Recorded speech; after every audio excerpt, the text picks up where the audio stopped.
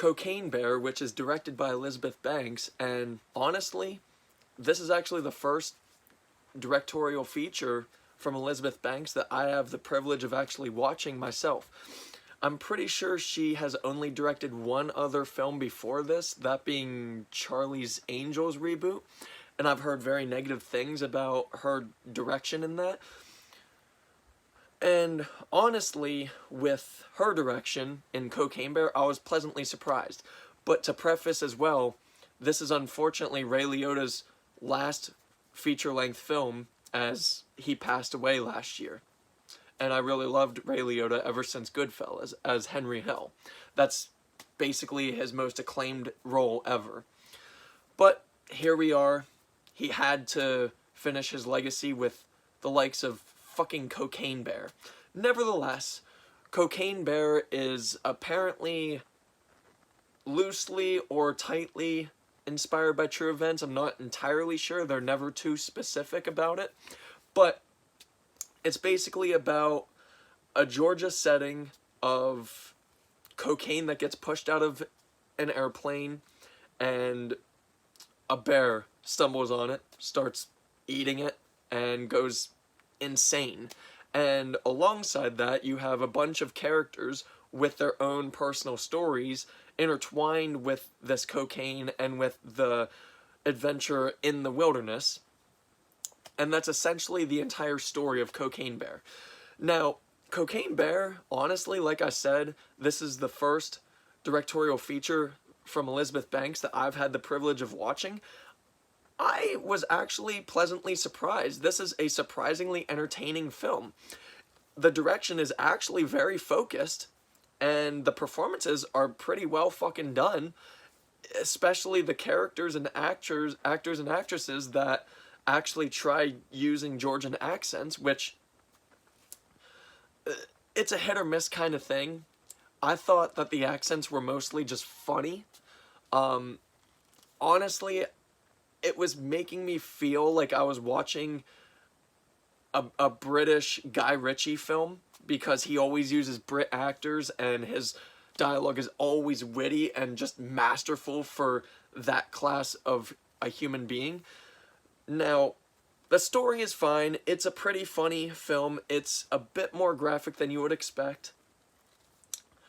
One drawback to this film, and I think I only have one major gripe against this film, it's that the writing, both story and dialogue, are super piss poor. Now, the story is piss poorly written in the sense of I literally predicted every single event that was going to occur throughout the entire film. As far as the dialogue's writing is just so borderline retarded. The dialogue doesn't even feel like people interacting with each other. They just seem like a bunch of dumbasses in the wilderness just playing as dumbasses, and that's the written dialogue. Thankfully, it's saved by the stupid accents, because the accents are pretty damn funny to hear. I mean, I'm glad that this film was a very tight 90 minutes, because Elizabeth Banks' direction in this film is actually phenomenal. I really liked how she put together this film, and the editors. I only had one slight problem with the direction and the editing, and that was mainly in just one scene where the bear shows up and everybody scatters and there are a bunch of quick shots rather than a whole one shot of the landscape scenery portraying everybody. Or better yet, if they were to have done like a comic style where it kind of shifted POV camera work, you know, in every other corner of the screen, I think that would have worked better too. But what we got were about 10 different quick shots in like a 10-second time period, and it just felt extremely rushed. Now, that's not to say that the film is quick. Honestly, this film is actually pretty tame and slow in its pacing, which is a good thing, just because you get to experience and embrace the wilderness as well as the characters, except the fact that the writing is garbage. I really liked Ray Liotta. he's always a good actor in it. Unfortunately, he plays stereotype Ray Liotta villain at this point. We get O'Shea Jackson Jr., which, again, plays the badass thug stereotype for his character. I really liked his portrayal in Straight Outta Compton, but I figured that was just going to be like a one-time thug kind of thing.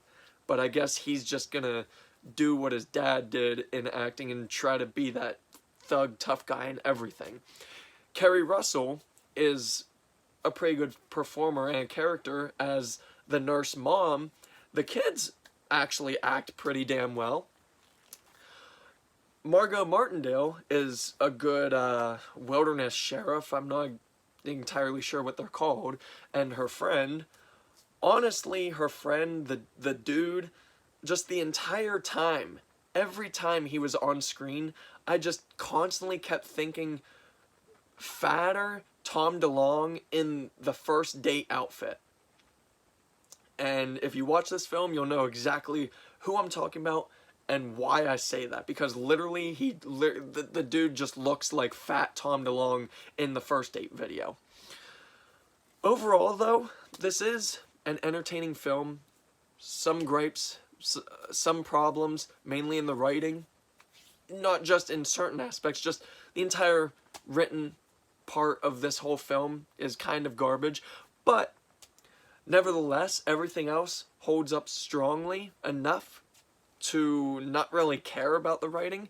I wouldn't really say you embrace it at that point. I would say more so you're just kind of going along with it. So overall, Cocaine Bear for me is a 7 out of 10. Thank you. If you like this video, please feel free to join my membership plan on here. It will greatly help me in the future. Thank you.